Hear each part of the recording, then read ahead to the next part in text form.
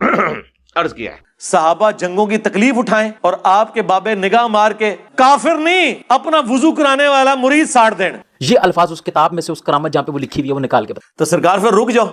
ہاں پھر دس دینے انہوں تو لیزر ماری اپنی اکھاں دی.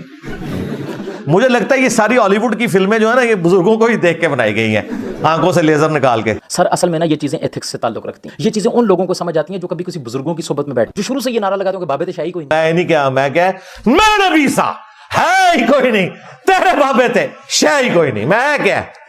ہاں ہوں سمجھ لگی ہے. بزرگ مستحب کے اوپر اتنا زور اس وجہ سے دیتے ہیں کہ جس کا مستحب پکا ہو جائے نا اس کے نفل اور اس کے فرض پکے ہو جاتے ہیں.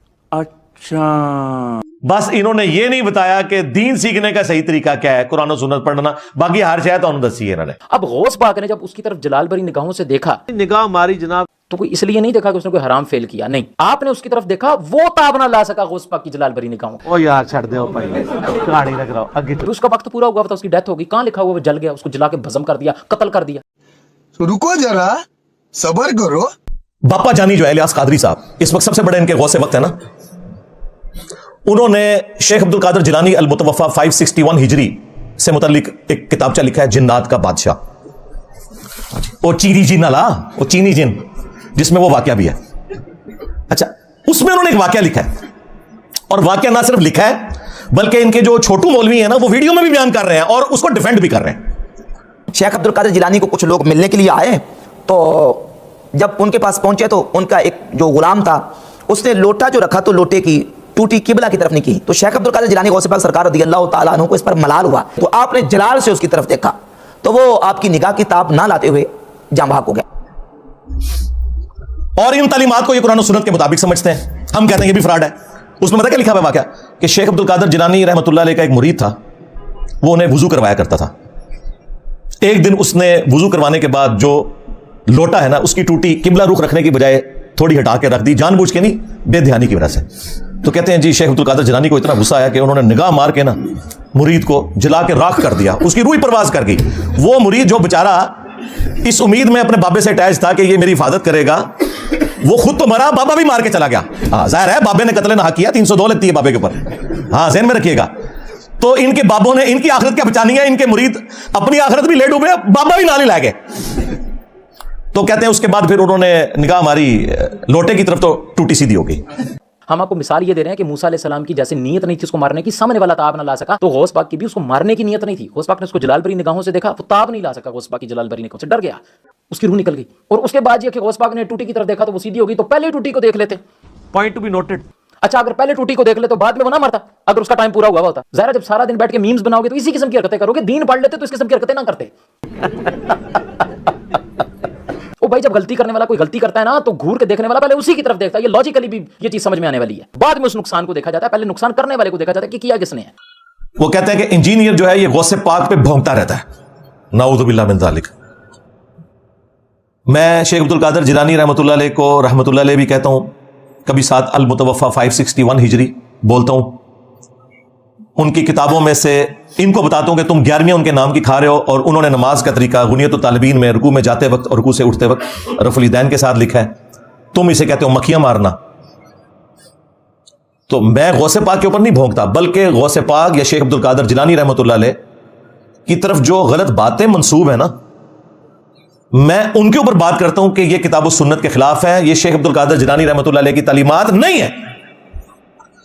آج اگر ہم کرسچنز کو جیزس کرائسٹ عیسیٰ ابن مریم کا صحیح سٹیٹس بتاتے ہیں تو کیا اس کا مقصد حضرت عیسیٰ ابن مریم کی توہین کرنا ہوتا ہے بلکہ یہ بتانا ہوتا ہے کہ وہ اللہ کے پیغمبر تھے اللہ کے بیٹے نہیں تھے. تو شیخ عبد القادر جیلانی کے نام کے اوپر جو تم نے ڈرامہ بازی کی اور چندے ہتھیائے ہیں ہم تمہاری عوام کو بتاتے ہیں کہ عبد القادر جیلانی رحمۃ اللہ علیہ کی طرف جو منسوب تمہاری یہ ساری کی ساری چیزیں ہیں یہ بالکل فراڈ کے اوپر مبنی ہے. اس میں شیخ عبد القادر جیلانی کی توہین کہاں سے آ گئی؟ تم نے ان کی توہین کروائی ہے.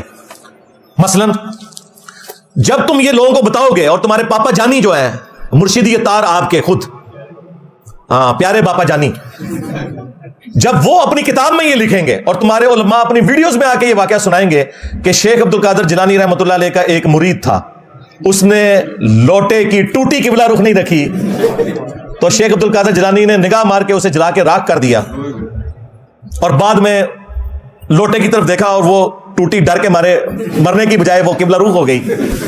जब तुम ये करामत बताओगे तो हम ये कहेंगे भाई ये करामत है, काश वो पहले ही लोटे के ऊपर निगाह मारते लोटा सीधा हो जाता। और मुझे बताएं ये लोटे की टूटी को किबला रुख रखना ये कौन सा फर्ज और वाजिब था कि जिसकी सजा मुरीद को ये दी जाए कि उसे आप कत्ल ही कर दें। 302 का मुकदमा होता है कत्ल ना हक का, इसके बदले में बाबा जी कत्ल होते हैं। तो ये तो हम अब्दुल कादिर जिलानी रहमतुल्लाह अलैह को बचा रहे हैं कि उनकी तरफ झूठ मंसूब है, वरना वो वाजिबुल कत्ल थे। और सूरह अन-निसा में एक मुसलमान को कत्ल करने की सजा हमेशा की जहन्नम आई है, तो तुम क्यों अपने बाबा जी को हमेशा के लिए जहन्नम में देखना चाहते हो? आप मुझे बताओ कि अब्दुल कादिर जिलानी का हमदर्द मैं हूं या ये है? ये तो उन्हें जहन्नम में देखना चाहते हैं।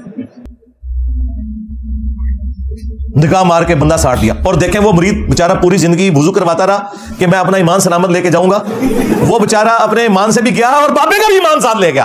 हाँ, यानी सिर्फ खुद नहीं जहन्नम में गया, बाबा भी ले गया जहन्नम में, अगर ये बात दुरुस्त है तो ये तो अपने बाबों को खुद मरवा रहे हैं। इन्हें पता नहीं कितना खतरनाक खेल ये खेल रहे हैं। और फिर हमसे ये कहते हैं जी हमारे बुजुर्गान दीन जो है वो नबी के तरीके के ऊपर है। ये नबी का तरीका है कि जी लोटे की टूटी की बिला रुक नहीं है तो साड़ दो बंदा। हाय हाय, किस नबी के मानने वाले हो? फिर हम सही कहते हैं ना कि मरने से पहले ऐ मुसलमान कर ले इस पे गौर, किताबों का खुदा और है, बाबों का खुदा और, किताबों का पैगंबर और है, बाबों का पैगंबर और। अगरचे वो दावा तो यही करते हैं कि हम इसी अल्लाह रसूल को मानते हैं, लेकिन प्रैक्टिकली वो उन तालीमात पे नहीं चल रहे जो अल्लाह उसके रसूल की हैं अज़्ज़ा व जल्ला व सल्लल्लाहु अलैहि वसल्लम। फिर हम सही तो चीखते हैं भाई। किस पैगंबर की बात कर रहे हो?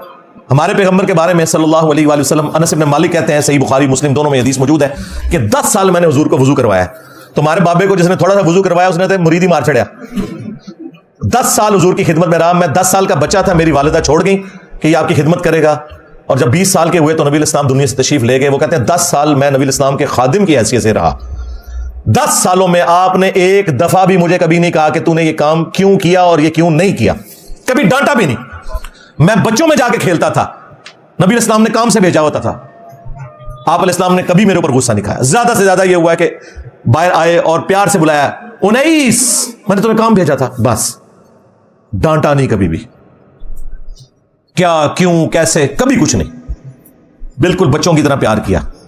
अब मुझे बताओ, अगर अब्दुल कादिर जिलानी रहमतुल्लाह अलैह की बुजुर्गी बचानी है तो फिर यह वाकया तो फिर सराहतन नबी इस्लाम की तालीमात के खिलाफ है।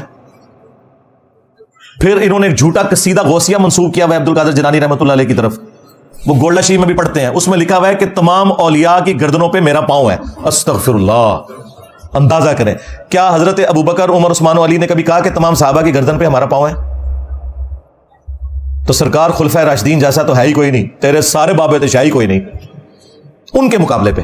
तुम सबका ये अकीदा है कि बाबे तशाही कोई नहीं। जब तुम लोगों को ये कहानियां करवाते थे कि बड़े से बड़ा गौस कुतुब अब्दाल वो किसी साबी के घोड़े के कदमों की भी खाक के बराबर नहीं है, ये कहते थे ना, कहानियां कराते थे ना, उस वक्त तुम्हें ख्याल नहीं आता था कि तुम सारे बुजुर्गों को कह रहे हो कि साबी के घोड़े के कदमों की खाक। हम तो इसके साथ एग्री नहीं करते कि आप जानवरों के कदमों की खाक के बराबर किसी भी इंसान को करें जो कलमा हुआ है। चले, तुम तो कहते थे कि नहीं है, तो हम तो सिर्फ ये कह रहे हैं कि साहबा के मुकाबले पे, अहले बैत के मुकाबले पे तुम्हारे बाबे शाही कोई नहीं। तुम तो कह रहे थे नहीं नहीं, वो तो उनके घोड़े के कदमों की खाक के बराबर में भी शाही कोई नहीं है। देखा कितने गया मेरा दिमाग।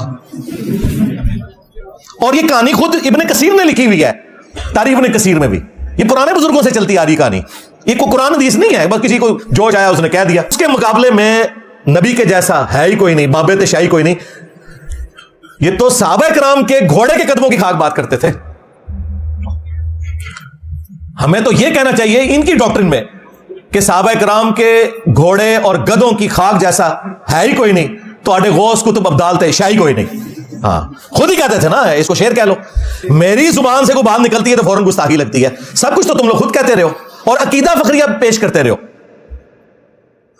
तो हम किसी बुजुर्ग के गुस्ताख नहीं, गुस्ताखियां तुम खुद करवाते हो। और भाई, जब तुम ये कहोगे कि तुम्हारे एक पीर ने, नक्शबंद सिलसिले के जो बुजुर्ग हैं, बहाउल हक नक्शबंद, हाँ, वो बुखारे से चल पड़े, हाँ, मुरीदनी मीनारे से चल पड़ी, हाँ जी, और कैच करके उतार दिया, पकड़ कर उतारा। ये अल्फाज है उस मौलवी के, पकड़ कर उतारा। जब तुम्हारे बाबे नामहरम मुरीदनियां कैच करेंगे तो हम तुम्हें ना बताएं कि अल्लाह के बंदो ये कौन सा दीन है जो तुम पेश कर रहे हो? अंदाजा करें।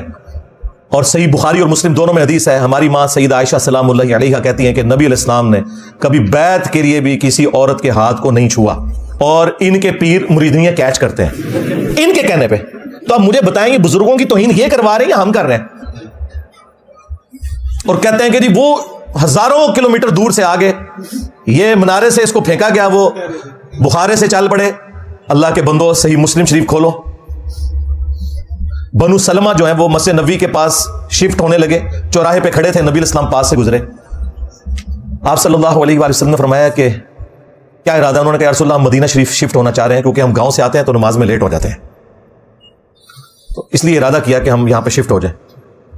تو نبی علیہ السلام نے فرمایا جتنے قدم چل کے آتے ہو نا, اللہ کے حضور کی نیکی لکھی جاتی ہے.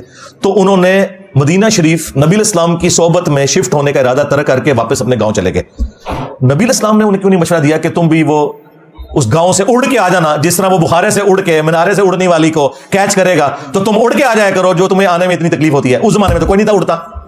پھر میں یہ کیوں نہ کہوں کہ صحابہ کرام جیسا, اہل البیت جیسا ہے ہی کوئی نہیں. تیرے بابے تے شاہی کوئی نہیں, جھوٹ مار رہے ہو تسی, کوڑ مار دے پہ ہو. اور جب تمہارے بابوں کا علمی لیول یہ ہو کہ تو خود سنا رہا ہے کہ جی ایک بابا جو ہے وہ بحری جہاز کے راستے جا رہا تھا عمرے کے لیے, حج کے لیے, ہاں, اور کیپٹن سے بار بار وہ جھگڑا کر رہا تھا, جی فلاں بندرگاہ آئے گی, پھر فلاں آئے گی, پھر فلاں آئے گی, اتنی دیر لگے گی. تو اس نے آنے واحد میں جو ہے وہ جدے پہنچا دیا. ہاں, اور بابے کا علمی لیول یہ ہے کہ جدے سے پہلے یلملم ایک جگہ ہے, جدے سے پہلے یلملم ایک جگہ ہے, وہاں اس نے روکنا تھا, وہ بھی نہیں رکا, ساروں کے اوپر دم واجب کروا دیا. یہ بابوں کا علمی لیول ہے. ہونا چاہیے تھا کہ سٹوری میں ہوتا کہ پہلے اس نے چھلانگ مروائی, یلملم رکا اور کہا کہ سارے احرام باندھ دو, اور اگلی چھلانگ میں وہ جدے پہنچ گیا, وہ ڈائریکٹ جدے پہنچا دیا. جب اتنی ٹیکنیکل خرابیاں تمہاری ان بابوں کی سٹوریوں میں ہوں گی تو مذاق تو تم اڑوا رہے ہو نا. پھر ہم تمہیں وہی حدیث سنائیں گے صحیح مسلم والی کہ صحابہ کرام تو اڑ کے نہیں آ سکتے تھے. بنو سلمہ سے جب نبی علیہ السلام نے پوچھا کہ تم لوگ مدینہ شریف شفٹ ہونے کا ارادہ رکھتے ہیں, ان کا یا رسول اللہ گاؤں سے چل کے آنا پڑتا ہے, مسجد میں پہنچنے میں ایک تردد ہوتا ہے. تو آپ نے فرمایا جتنے قدم چل کے آتے ہو نا اتنا ثواب لکھا جاتا ہے. تو وہ واپس گاؤں میں شفٹ ہو گئے. صحابہ کرام تو اڑ کے نہیں پہنچ سکے, اور تمہارے بابے پورے بحری جہازوں کو جو ہے نا وہ اڑوا کے تو غائب کروا کے تو پہنچا دیتے ہیں. اور جی تخت بلقیس بھی آ گیا, اور چھاڑ دو تخت بلقیس آ گیا سی, پھر میرا بھی یہ تخت آیا ہوا ہے جی. ہاں, تخت بلقیس کی تو سند نازل ہوئی ہے قرآن میں, اس کی بنیاد پہ تمہارے بابوں کے تخت ہم کیسے مان لیں؟